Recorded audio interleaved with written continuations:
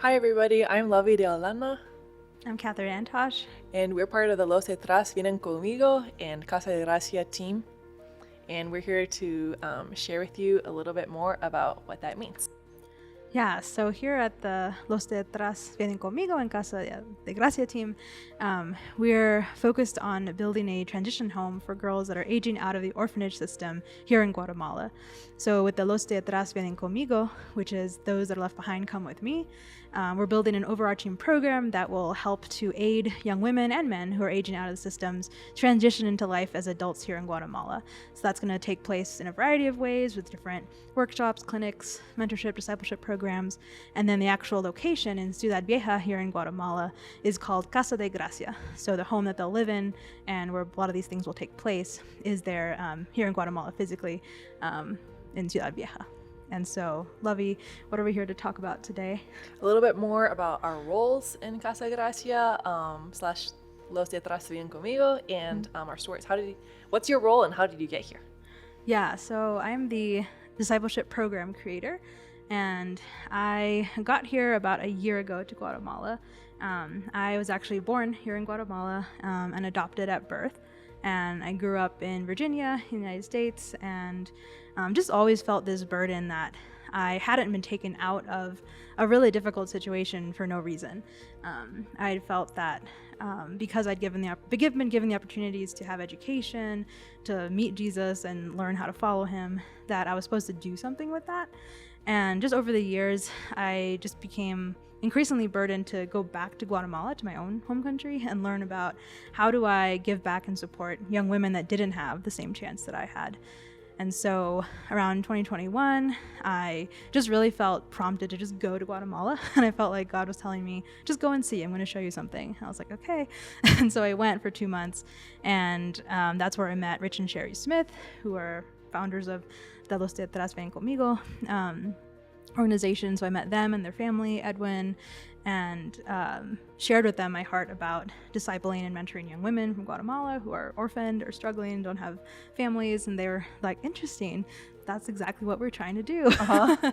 And so it was kind of one of those divine appointment type moments. Yeah. And we quickly found that we worked well together. And so they invited me to come be part of the team. And so, about a little under a year ago, I moved to Guatemala to help build a discipleship program here with Casa de Gracia.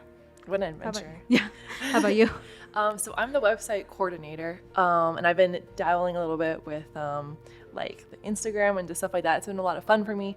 So I met the Smiths in 2020. And then when I came back in 2021, they were my first host parents. I was like going and staying with different missionaries. And I was like joking last night because I was like, they've never gotten me out of their hair still. I met my husband in their house. And then just hearing them and their hearts for the Lord and for just their love for the people of Guatemala. And I just love hearing what they're doing. And so they were sharing about Casa de Gracia and the transition home that they were wanting to do. And I was like, gosh, like, I don't want to help. I want to help however I can. And so like I have a degree in communications. And so I was like, can I help you with like your website or anything like that? And so I've been learning Wix with them and with Casa de Gracia. And I think it's just such a responsibility and joy. Like you were saying, like we've been so privileged and so blessed by what the Lord's given us, this undeserved grace. And I feel like it is the least we can do to give back. And you can't hear about these stories and hear and see these situations and not want to get involved. And so like you don't have to be rich and have like a huge donation to be involved. You can like maybe that is how you can be involved, and that's a huge blessing and so important. But like everyone has something that they can do. When you see a need, there is something that you can do. You're not just powerless to sit back and let it happen. So that's how I got involved, and that's what I'm doing. But like talking about these stories and the people in need, what are some of the challenges that we see these vulnerable girls and orphans like facing here in Guatemala? Yeah, so there's a lot of different challenges that I've seen and I think I've heard about with young girls that are aging out. Well, one is that when they're 18, they're kind of told, well, your time is up here at the orphanage, and they're expected to go and figure things out on their own. And if they're like me at 18, I still needed parental guidance. Yeah. Me too. Someone to help me, or even just for emotional support of like, Yeah. hey mom, like I just need help or I need prayer, or like Yeah. having those wise voices to guide me with Yeah. life, because adulthood is a whole journey. Yeah. And so some of the risks and things that they face is that they don't have that support net. Yeah. And they're set out and they really don't have the skills needed to make it on their own here in Guatemala. The job market is difficult enough, I think, for people that have education and family connections. And so with them, without any of those advantages, they're really at risk of just falling prey to just really difficult and dangerous situations. Yeah. And like you said, like, I was not ready to fly the coop at 18. And just to think about all the guidance and love that my parents and other like mentors have put, like, invested into me, like in my college years or even like up until now, like, it's just amazing to think that these girls are being just like overnight being put out on the street with no roof over their head, no one watching their back, like you said, no job skills, like nowhere to go. There's just, I just can't imagine if at age 18 I had just it's been like, bye. Right. Like I hope things work out for you. Yeah, to lose all your support systems, your friends, networks, and just have nobody to turn to, and then that puts you at risk of, just, I mean, here in Guatemala, there's trafficking, there's poverty, violence, hazards just with weather. Like, there's so many things that the girls are just at risk at. And so that's one of the reasons that, we had the idea to start this home here with the people in the group. What are some ways that this home specifically can be meeting those needs? Well, one, I think, like you said, a roof over their head. So somewhere very basic, somewhere safe for them to spend their years as they're transitioning out. So right now at the Casa de Gracia, we finished the security wall, perimeter wall around the property, and that's going to be top of the line to make sure that they're all safe and have a place where they can actually rest and feel like they have security and people that are watching their back. But then also with our program at Los Detrás Ven Conmigo that will be implemented at the house, we want to mentor, disciple, and equip these girls. And so some of the ways we'll meet those needs is with mentorship. They actually will get people that are invested in them personally to give them that guidance that we would have gotten from our parents or family members or people that were role models for us. And so guiding them with just how to do basic life things. Budget, open a bank account. Grocery shop. And just be that consistent presence in their life that I think they haven't experienced. I think we all kind of are familiar with orphans and just they have people in and out of their lives their whole life growing up. And so having someone that takes a special interest in them and will be, just a consistent friend, mentor, parent that will be there for them as they figure out what to do. Another cool thing is the discipleship, which I think you're actually working in that program right now. What are some of the things that you would specifically like to see them growing in, like spiritually or emotionally? So number one is just to introduce them to Jesus. And our number one hope for what they get out of this program is that they learn what it means to love Christ, follow Christ, and be a follower of Jesus. Because that's the only way they're really going to be able to confront life. Because no matter what we do with the mentorship or the job skills training, things like that, they're still going to have to face life and all the challenges they have. And like, for all of us, there's just unexpected challenges that will come. And the only thing that can give us hope, guidance, and direction, and even joy in all of that is our relationship with Christ. And so my biggest objective is to introduce them to who he is and why they should surrender their life to him and what that means for them and what that looks like day to day to live a life surrendered to Christ. And so that's my hope for them, and for them to find a local church body where they can find fellowship with people that have the same beliefs and just the desire to walk with them through life and have that family that they probably won't have otherwise, but to find that within the body of Christ.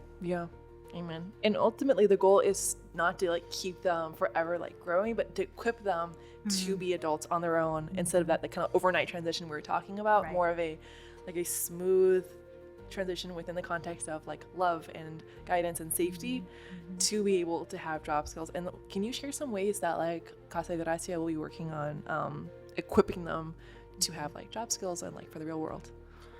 So we're still brainstorming what all that's going to look like, and I think it might change with who's available to help mentor people, but we want to have a variety of job skills and options for them to learn. So right now the plan is to have a blacksmithing shop and a dental clinic for different teams to come in and help the community, but also give opportunity for the girls and young men too to come in and learn job skills like that, to be equipped to find work here in Guatemala.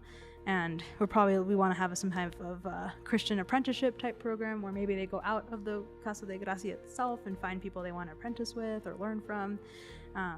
And yeah, just kind of seeing what their interests are and seeing how we can best meet that need, but ultimately get them equipped with some kind of skill that they can then make a living off of. Yeah, because that's also really important. I think it can give them such a great start in life to have to be trained as a dental assistant or whatever, and you don't have to go to school for that necessarily, or have which is like you do in the States, but you can just be trained on the job, and then that can translate so well into a good paying job, and you can start saving, and it really sets you up well, I think, to have good work.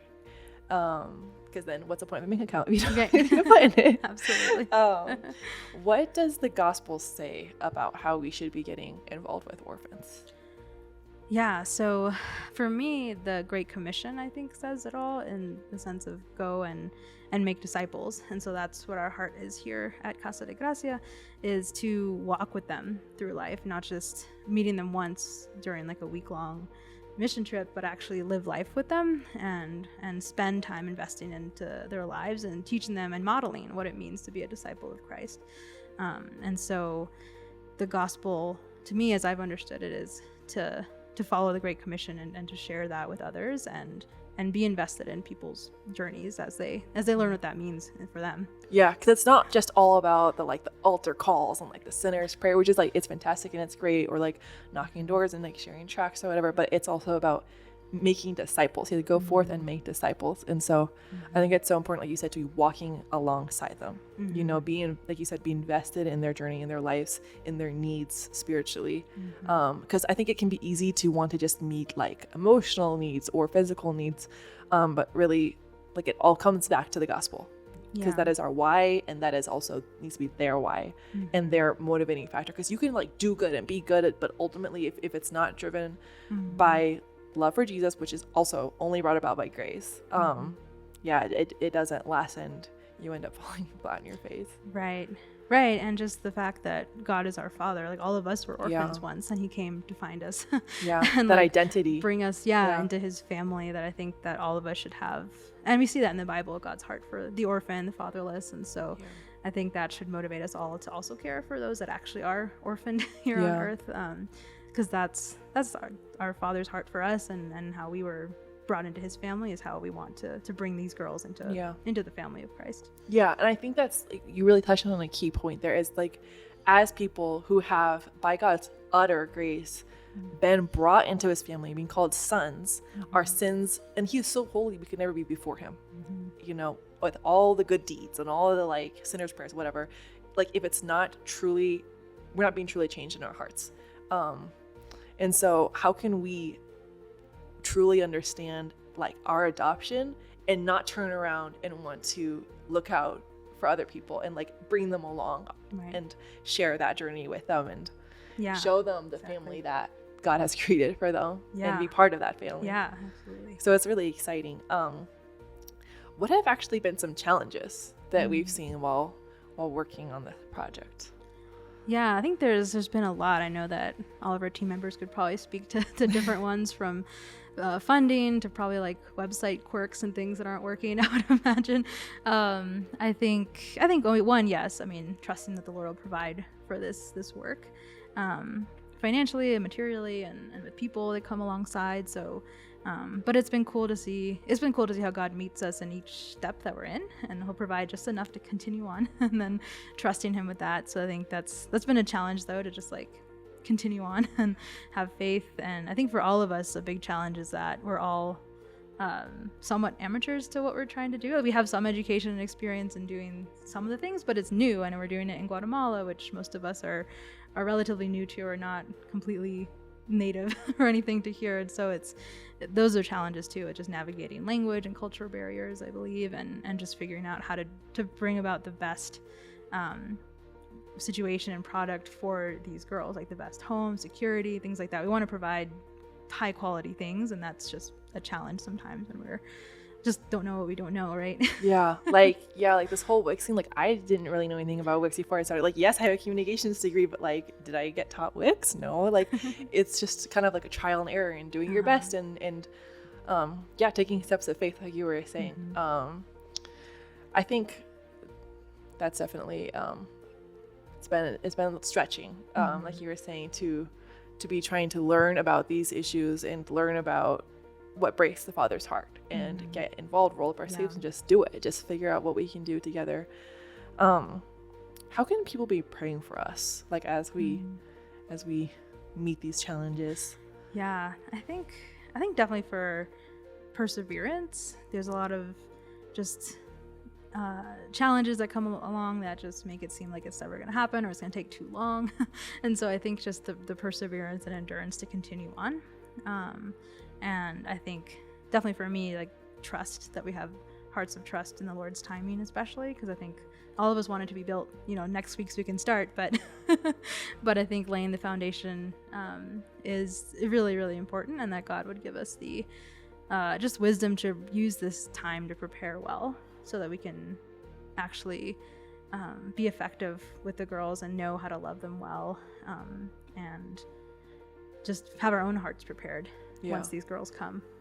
That is definitely a challenge, because like it's like I think a lot of the stuff right now, like in the stage that we're in, is a lot of nitty gritty, like Rich and Sherry having so many meetings with like the architect and like going out to the land and like hiring new workers or whatever it is. And it's like, it's being faithful in what seems like little, but it builds up into Casa de Gracia. And I think definitely that they can be praying that the Lord will strengthen our faith through this, strengthen our team through this. I think it's really important to have a strong foundation as a team before we start meeting all the challenges that would seek to separate us as a team. So I think be praying definitely for unity among our team.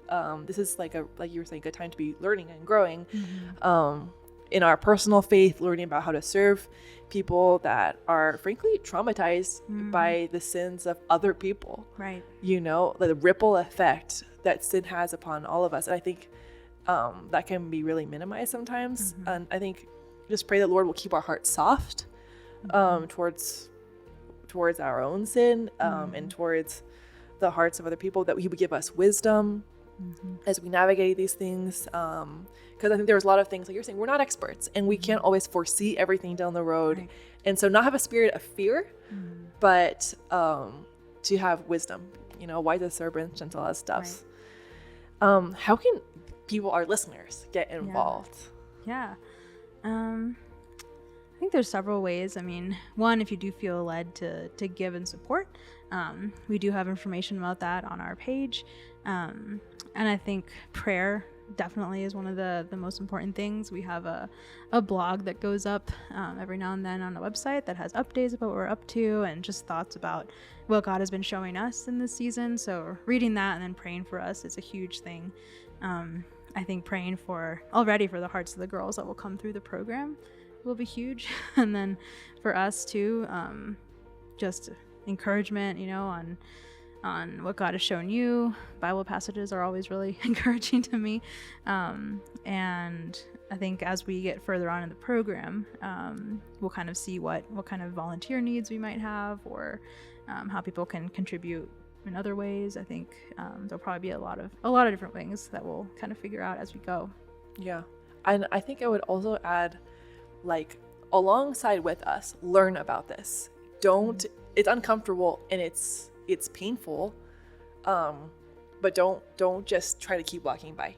Like, look at this and think about this and pray about this and let it break your heart like it breaks our hearts, and share about it. Like, talk with your friends about these issues and about the vulnerable and the orphans, and about how we're called to do something about it. Like, share the website, go to our Instagram page and follow us, like share a post on your story, like whatever. Like, do not underestimate your involvement and your time and your care. I think that's really important. And just be in prayer, like pray about this, ask God what you can do to be involved. Maybe it's something kind of like me, like you don't have to be an expert at it, guys. Like, can you help with the Wix? I'll gladly accept your tips. You know, like you said, a Bible verse. Send us a Bible verse and encourage us. Like, this is you know, a process, and so we welcome your involvement and we ask for it. Yeah, absolutely. So, our website, if you want to get involved, learn more there or follow our blog, is www.casadegracia.love, and our Instagram is houseofgrace.gt. So give us a follow and get involved. Yeah, we hope to have you visit us someday. Yeah, that'd be great.